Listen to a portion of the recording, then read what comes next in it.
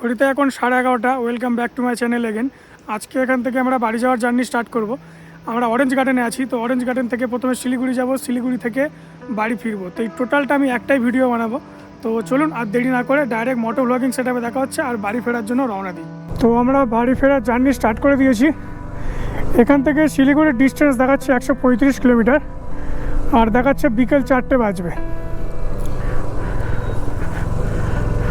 আমার মনে হয় একটু দেরি হবে, যদি শিলিগুড়ি যেতে যেতে পুরোপুরি সন্ধ্যা হয়ে যায় তাহলে আমরা আজকে শিলিগুড়িতে স্টে নিয়ে নেব। এখনও কিছু প্ল্যান ঠিক নেই, কারণ আমরা শিলিগুড়িতে গিয়ে বাড়ির দিকে একটু এগিয়েও যেতে পারি। পেলিংয়ের দুটো জায়গার উপর আমার খুব ইন্টারেস্ট ছিল, একটা হচ্ছে স্কাইওয়াক, আর স্কাইওয়াকের থেকেও বেশি আমি ইন্টারেস্টেড ছিলাম অরেঞ্জ গার্ডেন দেখার জন্য। দেখা হয়ে গেছে, আমার তো খুব ভালো লাগছে। প্রথমবার এক্সপিরিয়েন্স করলাম স্কাইওয়াক প্লাস অরেঞ্জ গার্ডেন। আজকে আমাদের রুট ম্যাপ এরকম, এখান থেকে গিয়ে যেখানে আই লাভ পেলিং লেখা আছে, তো আমি দেখিয়ে দেবো আপনাদের। আই লাভ পেলিং থেকে আমরা বাঁদিকে চলে যাব, আর ওটা গ্লিসিং রোড, মেবি গ্লিসিং রোড ধরে আমরা লেকসিপ হয়ে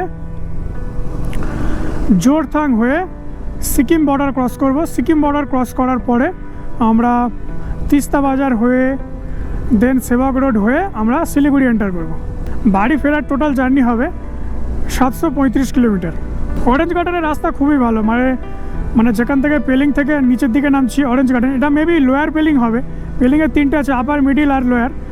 আমরা যেখানে স্কাই ওয়াকে গেছিলাম মেবি ওটা আপার পেলিং, আর এই নিচে যেটা অরেঞ্জ গার্ডেন এটা মনে হয় লোয়ার পেলিং।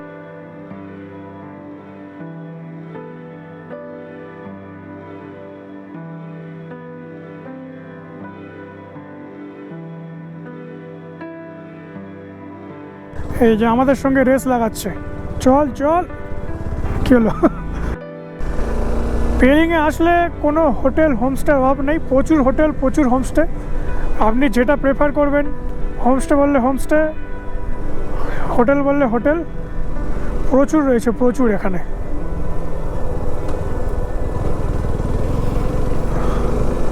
প্রত্যেক 100 মিটারে আপনি 5টা-6টা করে পেয়ে যাবেন, আরও বেশি। পা ফেললে এখানে হোটেল, হোমস্টে।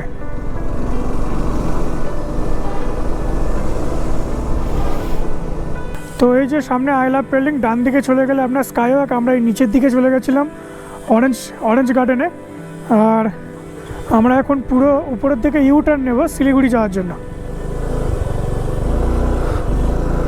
এই যে আমরা পুরো ইউটার্ন নিয়ে নিলাম শিলিগুড়ি যাওয়ার জন্য। আমরা এখন সিটকিউং টুলকু বার্ড পার্কে এসেছি। তো এখানে নাকি সুন্দর সুন্দর পাখি দেখা যায়। এই যে এখান থেকে এন্ট্রি, এখান থেকে গেলেই পাখি দেখা যাবে।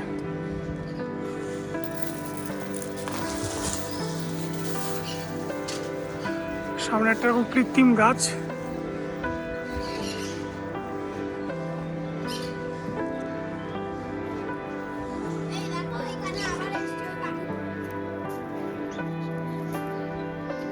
স্কাইওয়াকের মতন রাস্তা দিয়ে এখানে আসতে হয়, শুধু নিচে কাঁচ নেই, বাকি প্রায় সেমই তো লাগছে আমার। এই বার্ড পার্কের ভিউটা এরকম।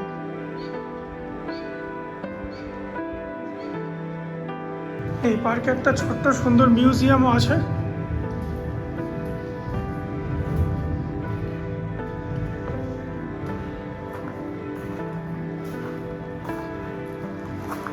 আমাদের পুজোর প্যান্ডেলের মতন, তেমন স্পেশাল কিছু নেই। আর এখানে কিছু রিয়েল পাখির ডিম আছে, আর সঙ্গে পালক।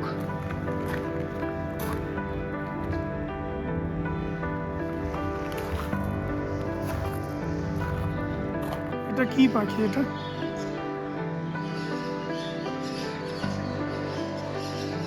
যদি কেউ জানেন তাহলে প্লিজ কমেন্টে নামটা জানাবেন। তো আমরা এই বার্ড পার্ক থেকে শিলিগুড়ির জন্য বেরিয়ে গেলাম। বেশ ভালো লাগলো, নতুন নতুন কয়েক রকমের পাখি দেখলাম। বাট আমার এই মিউজিয়ামের যে মানে পালক আর ডিমগুলো রাখা ছিল ওগুলো দেখতে একটু বেশি ইন্টারেস্টিং লেগেছে। অস্ট্রিচ পাখির ডিম দেখলাম, ওটা আমি আগে কোনোদিন দেখিনি। অস্ট্রিচ পাখির ডিম হচ্ছে পৃথিবীর সবথেকে বড় কোষ। শিলিগুড়ি যাওয়ার রাস্তাতে এই পাখির পার্কটা পড়লো, তো ওই জন্য আমরা একটু দেখে নিলাম। আর এখন আমাদের গন্তব্যস্থল শিলিগুড়ি। রাস্তার পাশে কত সুন্দর সুন্দর ফুল, আমি কার্শিয়াং থেকে যখন এই রাস্তা আসে এই ভিডিওটা করেছিলাম, কিন্তু আনফর্চুনেটলি আর নেই। কালে ডান দিকের হোটেলে আমরা খাওয়া দাওয়া করেছিলাম ওঠার সময়, আজকে নেমে চলে এলাম। মানে কার্শিয়াং থেকে পেলিং যাওয়ার পথে পুরো রাস্তাটা আমি ভিডিও করেছিলাম, বাট ঠিক আছে, ওটা যাওয়ার হয়ে গেছে, তো কোনো অসুবিধা নেই। এই ভিডিওতে আমি সব কিছু দেখিয়ে দিচ্ছি। নিচে একটা সুন্দর মন্দির আছে, তো ওখানে মৌমিতা গিয়েছিল দর্শন করতে। শিব ঠাকুরের মন্দির ছিল, তো মৌমিতা গিয়ে দর্শন করে এসছে। আমি যেতে পারিনি, কারণ একজনকে থাকতে হতো, কারণ বাইকে অনেক কিছু জিনিসপত্র আছে। তো ডান দিকে একটা সুন্দর ছোট্ট ঝর্ণা, আর বাঁ দিকে আমাদের একটা নদী বয়ে যাচ্ছে পাশে পাশে। আমরা এই টানেলে ঢুকে পড়েছি। আবার কালিম্পং থেকে পেলিংয়ের জন্য গেছিলাম, তখনও এই টানেল দিয়ে গেছিলাম। আমরা এখন প্রপার নয়াবাজারে আছি, আর যেটা রাস্তাটা সোজা চলে যাচ্ছে ওটা চলে গেলে আপনি দার্জিলিংয়ে চলে যেতে পারবেন। দার্জিলিং কার্শিয়াং হয়েও শিলিগুড়ি যাওয়া যায়। যারা দার্জিলিংয়ে ঘুরতে যায় পেলিং থেকে ঘুরে, তারা ওই রাস্তা দিয়ে যেতে পারবেন। আর যারা মানে ডাইরেক্ট পেলিং থেকে এক্সিট করে আর কি শিলিগুড়ি যেতে চান, তাহলে তারা বাঁদিকে চলে যাবেন। বাঁদিকে গিয়ে জোরথাং সিটির মধ্যে এন্টার করবেন। ওই যে মেলি চেকপোস্ট, এখানে চলে এসেছি, সিকিম বর্ডার। তো সিকিম বর্ডার থেকে আমরা এখন বেঙ্গলে এন্টার করব। আর এখানে কিছু ফর্মালিটিস আছে কিনা একবার দেখে নিই। তো এখানে যাওয়ার সময়ও নাম্বার নোট করেছিল, আর ফেরার সময় একবার নাম্বার নোট করে নিলেন। তো এখান থেকে আমরা চলে যাবো এবারে শিলিগুড়ির দিকে। আমরা এখন কিন্তু বেঙ্গলে এন্টার করে গেছি। এই যে মাঝখানে তিস্তা নদী, তিস্তা নদীর এপারে হচ্ছে পিছন দিকে হচ্ছে সিকিম, আর আমরা এখন সিকিম ছেড়ে বেঙ্গলে এন্টার করলাম।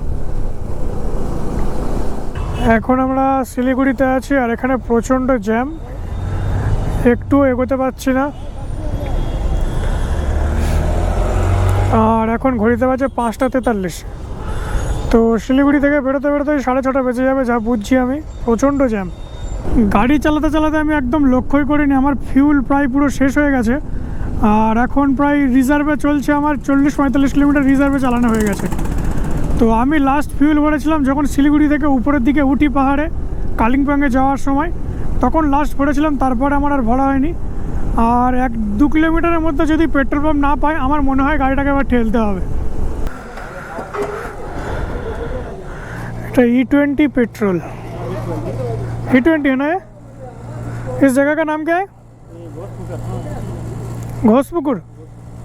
এটা এরকম গাড়ির চাকায় পুরো ঢুকেছিল, আর গাড়ি টলবল টলবল করছিল, কিন্তু এই বিটের মধ্যে ছিল, ভিতরে ঢুকলে পুরো লিক হয়ে যেত। তো এখান থেকে একটু হাওয়া দিয়ে নিয়েছি, দুটো চাকায় হাওয়া কম ছিল। লাস্ট আমি শিলিগুড়িতেই হাওয়া দিয়েছিলাম, তো এখন মোটামুটি ঠিক আছে।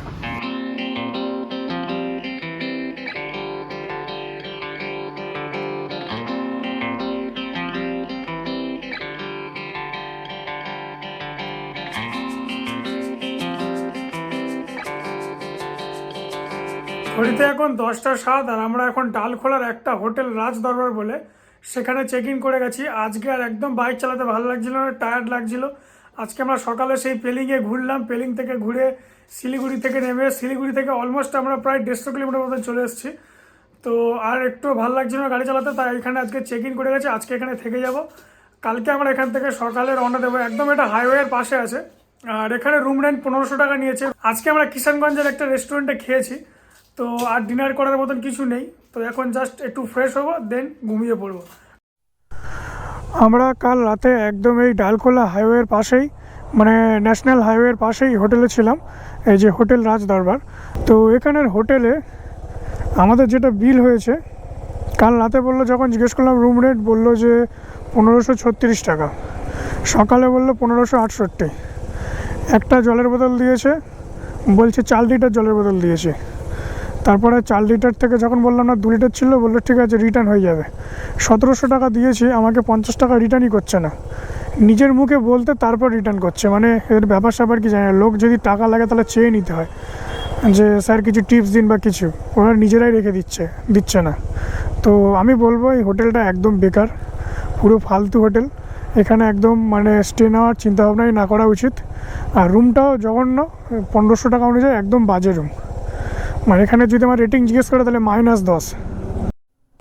এই যে রায়গঞ্জ বাইপাসটা এখনও ওপেন হয়নি।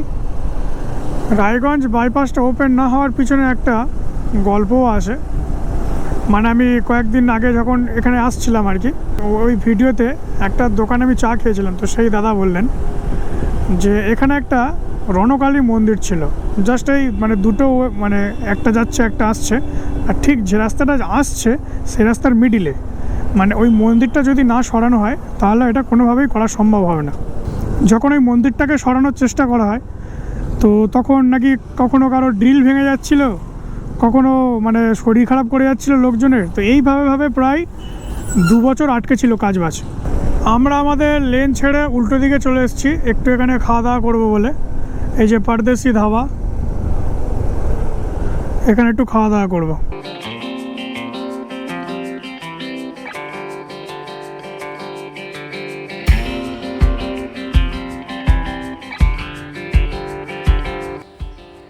দশটা 48 আর আমরা 2 ঘন্টায় প্রায় 110 কিলোমিটার মতন কভার করেছি। তো পারদেশি ধাবাতে একটু দাঁড়িয়েছি, কিছু খাওয়া দাওয়া করে নিই, ব্রেকফাস্টটা করে নেবো এখান থেকে, দেন এখান থেকে বেরিয়ে যাবো।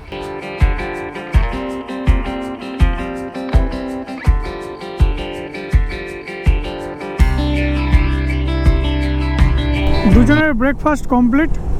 ব্রেকফাস্টে ছিল পুরি, সবজি, একটা করে মিষ্টি দিয়েছিল, আর আমরা এক্সট্রা করে দুজন দুটো অমলেট নিয়েছিলাম,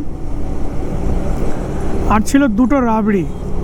এখানে এসে রাবড়িটা খেলাম, মানে একদম অসাধারণ টেস্ট, মজা লেগে গেল খেয়ে।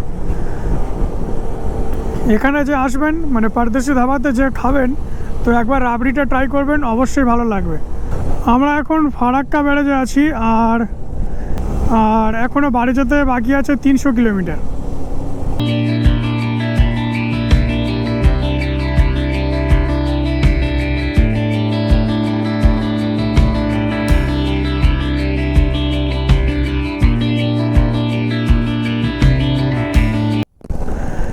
এই যে বাঁ দিকে চলে গেলে বহরমপুর টাউন, আগে আমাদের ওদিক থেকেই যেতে হতো, আর এখন ডান দিক থেকে নিয়ে নেব, কারণ এটা বহরমপুর বাইপাসটা পুরো খুলে গেছে, একদম নতুন চকচকে রোড।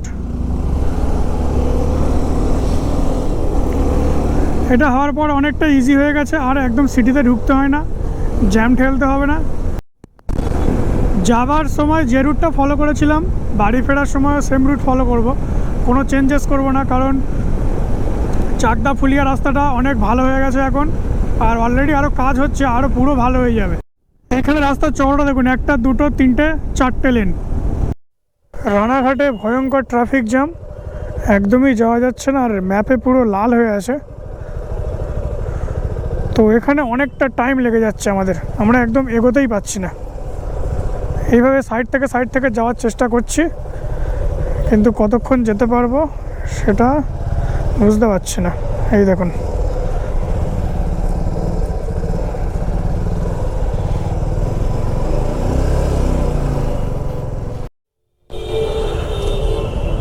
আমরা কলকাতাতে পুরো এন্টার করে গেছি, ওই সামনে বোর্ড ওয়েলকাম টু কলকাতা, আর প্রচণ্ড জ্যাম। আমরা কন্টিনিউস এই 2-3 ঘন্টা ধরে জ্যামেই ঠেলে আসছি, আর এখন ঘড়িতে পুরো বাজে 8টা। তো আমাদের বাড়ি যেতে আরও 1 ঘন্টা লেগে যাবে।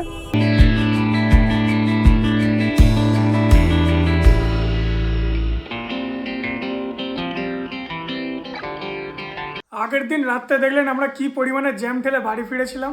আমরা রানাঘাটে ঢুকেছিলাম প্রায় বিকেল 5টার সময়, আর আমরা যখন বাড়ি ফিরি তখন 9:30 10টা বেজে গেছিলো। 4-5 ঘন্টা জ্যাম ঠেলার পরে শরীর আর একটু এনার্জি বেঁচেছিল না, তাই সেদিন আর রাত্রে ভিডিওটা এন্ড করা হয়নি, তাই ভিডিওটা আমি এখন এন্ড করছি। যদি এই পর্যন্ত ভিডিওটা একটু ভালো লেগে থাকে তাহলে প্লিজ লাইক, শেয়ার আর কমেন্ট করুন, আর বন্ধুবান্ধবের সঙ্গে শেয়ার করুন। সাবস্ক্রাইব করতে ভুলবেন না, আমাদের তাড়াতাড়ি 1K সাবস্ক্রাইবার গোল অ্যাচিভ করতে সাহায্য করুন। আমি আবার খুব তাড়াতাড়ি একটা নতুন ব্লগ নিয়ে চলে আসবো। ততক্ষণ সবাই খুব ভালো থাকুন, সুস্থ থাকুন। Thank you and good by.